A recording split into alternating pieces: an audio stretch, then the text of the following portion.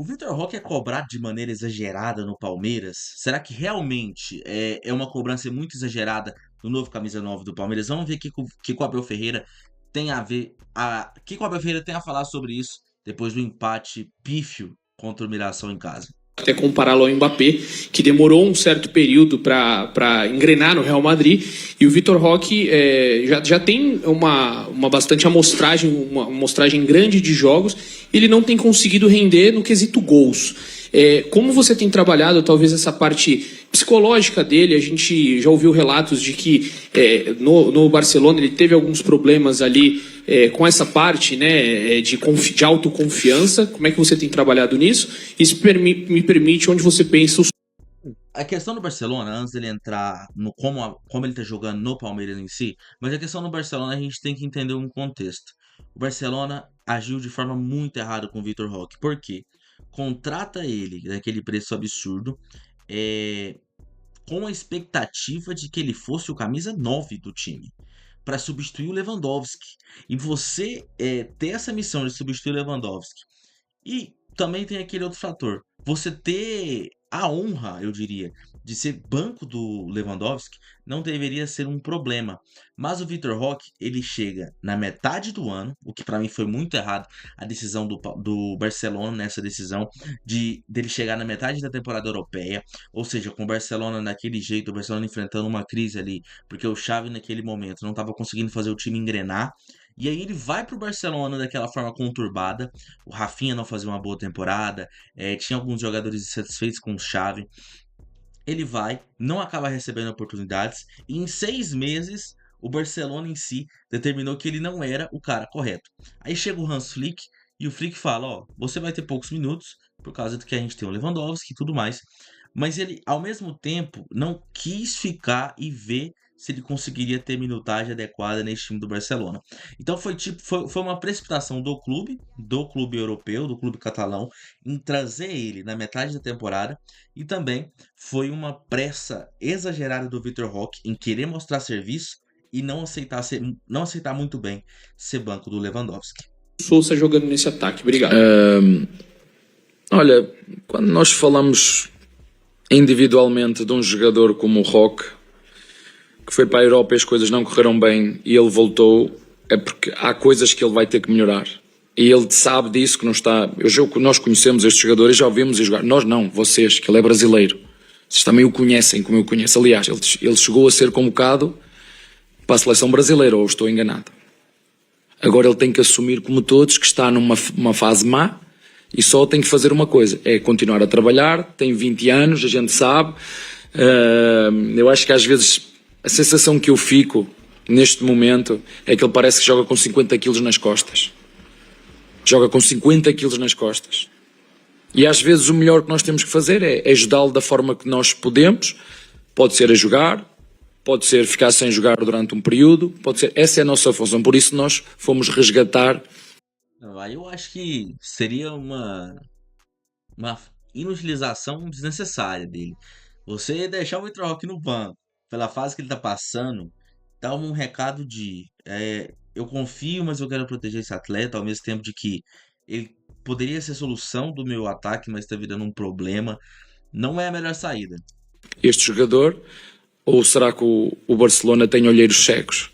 Será que não sabem a qualidade que este jogador tem? Só como todos não está a passar uma boa fase. E ele sabe disso, nós sabemos disso, e vamos tentar ajudá-lo como sempre fizemos com todos os jogadores aqui. Vamos lá. Beleza, o Barcelona não tem olheiros cegos. Algumas vezes sim, vamos dizer assim. Mas, beleza, ele chega, igual eu tava explicando pra vocês, essa situação do Vitor Roque no Barcelona, momento completamente conturbado, momento completamente inoportuno. Então, eu acho que foi um dos piores cenários do Vitor Roque chegar num clube como o Barcelona, falido financeiramente, com muita pressa, o Xavi tendo dificuldades, acaba não tendo oportunidade, porque a temporada tava tão quente no Barcelona, as coisas estavam acontecendo tão rápido, o Barcelona muito pressionado, o Xavi ainda mais, que com risco de ser demitido, então ele teve que fazer isso. Mas, quando o Abel fala que parece que ele tá jogando com 50 quilos nas costas, é porque ele sabe da pressão que tem nele, e é uma pressão muito correta, é uma pressão corretíssima. Por quê? Ah, o Vitor Roque ele tem apenas 20 anos, tudo bem. Mas a gente não pode esquecer que o Vitor Roque é a maior contratação da história do futebol brasileiro. O atacante de 19 anos, que é quando ele chegou, chega da Europa por 25 milhões de euros. Não é 10, não é 15, mas sim 25 milhões de euros para ser o novo camisa 9 do Palmeiras. Então, esses 25 milhões de euros são cerca de 154 milhões de reais. Com 154 milhões de reais, você tem que fazer um investimento grande. E o Palmeiras era muito criticado, a gestão da Leila Pereira, por não contratar. E logo nessa janela, contrata um jogador por 154 milhões para ser o camisa 9 do time. Então, ele quebrou recordes. Vamos ver a lista? Aqui ele ainda no Barcelona, vamos ver a lista de quem ele ultrapassou nessa cotação? Thiago Almada, por exemplo, campeão da Libertadores, decisivo demais pro Botafogo. O Paulinho do Atlético Mineiro, que eu acho que também foi esse valor do Palmeiras. Paulinho é outra coisa, né? O Palmeiras comprou um jogador lesionado que não joga nessa temporada, mas é papo para outro vídeo. Carlos Alcaraz, que o Flamengo acabou negociando rápido por troca de diretoria, essas coisas. Luiz Henrique, gente. Luiz Henrique. Luiz Henrique pro Botafogo. Rei da América. Então, a gente tá falando aqui, ó, do top 5 jogadores mais caros da história do futebol brasileiro. Thiago Almada e Luiz Henrique são jogadores que decidiram Libertadores. Decidiram o Campeonato Brasileiro. Carlos Alcaraz, aquela coisa, troca de diretoria, o Flamengo acabou só devolvendo, não perdeu dinheiro. E aqui o Paulinho fez boas temporadas no Atlético Mineiro, mas sempre com aquele gostinho de algo a mais. Então você falar que um jogador como o Vitor Roque, que aqui ó, se a gente for analisar os números dele, ele fez o último gol do Vitor Roque foi no dia 11 de maio contra o São Paulo, gol importantíssimo que deu a vitória para o time. OK. Depois ele marcou aqui, ele fez uma sequência de 3 jogos seguidos marcando, mas ele não marcou mais. Se a gente for analisar os números, o Vitor Roque, na sua passagem pelo Palmeiras até aqui, se a gente for olhar aqui a carreira dele, ele tem 3 gols marcados e custou 25 milhões de euros. Na carreira, ele tem 11 jogos. A gente vê aqui os números na liga, né? Ele tem 11 jogos pelo Palmeiras na liga, com 2 gols marcados. E ele tem um gol aqui em Copa Libertadores. Nenhuma contribuição em 5 jogos na Copa do Mundo de Clubes. Então, como a gente tem esse fato de que o Vitor Roque foi o jogador mais caro da história do futebol brasileiro, ele não pode ser tratado como uma promessa, um jovem jogador de 19 anos que tem que evoluir. Não, ele tem que chegar como solução. Por que eu tô falando isso? Porque o valor que você pagou nele é valor para chegar e resolver um problema do time. E um problema crônico do Palmeiras é o camisa 9.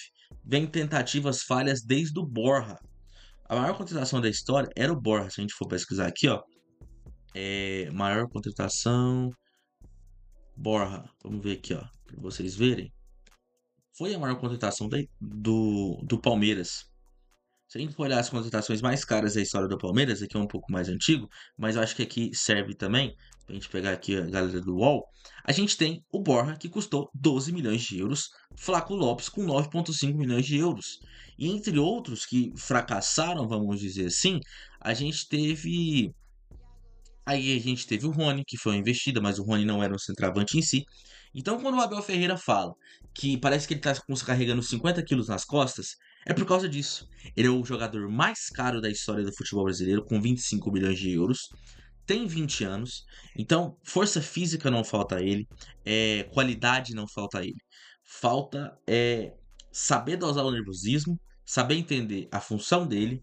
E eu acho que o Vitor Roque, ele não é um jogador de ter bola no pé, ele é um jogador de finalização e talvez ele precise de um centroavante ao lado dele. Eu não imagino o Vitor Roque como centroavante com camisa 9, mas sim como um segundo atacante.